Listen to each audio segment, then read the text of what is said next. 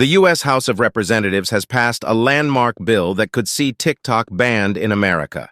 It would give the social media giant's Chinese parent company, ByteDance, 6 months to sell its controlling stake, or the app would be blocked in the U.S.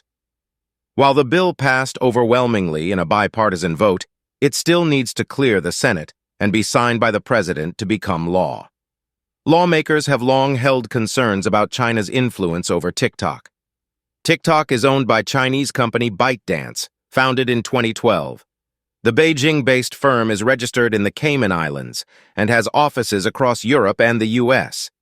If the bill does manage to secure approval in the Senate, President Joe Biden has promised to sign it as soon as it lands on his desk, which could prompt a diplomatic spat with China.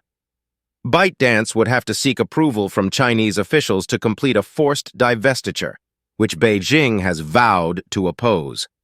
Foreign Ministry spokesperson Wang Wenbin said the move would come back to bite the U.S. Mike Gallagher, a Wisconsin Republican who co-authored the bill, said the U.S. could not take the risk of having a dominant news platform in America controlled or owned by a company that is beholden to the Chinese Communist Party. Chinese companies are subject to a national security law requiring them to share data with the government on request. TikTok has tried to reassure regulators that it has taken steps to ensure the data of its 150 million users in the U.S. has been walled off from ByteDance employees in China. TikTok chief executive Shou Zi-Chu said the company was committed to keeping its data secure and the platform free from outside manipulation. He warned the bill, if passed, would mean a ban on the app in the U.S., giving more power to a handful of other social media companies and putting thousands of American jobs at risk. However, an investigation by the Wall Street Journal in January found the system was still porous, with data being unofficially shared between TikTok in the U.S. and ByteDance in China. High-profile cases, including one incident where ByteDance employees in China accessed a journalist's data to track down their sources, have stoked concerns. Speaking ahead of the vote, Hakeem Jeffries, the top Democrat in the House, welcomed the bill, saying it would decrease the likelihood that TikTok user data is exploited and privacy undermined by a hostile foreign adversary. Senate Majority Leader Chuck Schumer said the chamber would now review the legislation. Its prospects in the upper chamber of Congress are unclear in the wake of Republican White House candidate Donald Trump speaking out against the bill. The former president, who tried to ban the app during his term in office, changed his position after a recent meeting with Republican donor Jeff Yass, who reportedly owns a minor stake in ByteDance. Mr. Trump's opposition was echoed by some House members on Wednesday. Marjorie Taylor Greene, a Georgia Republican, wrote on social media that the bill could allow Congress to force the sale of other corporations by claiming to be protecting U.S. data from foreign adversaries. Some Democrats are also opposed to a ban, fearing it could alienate the app's youthful user base as the party struggles to retain its hold over younger voters.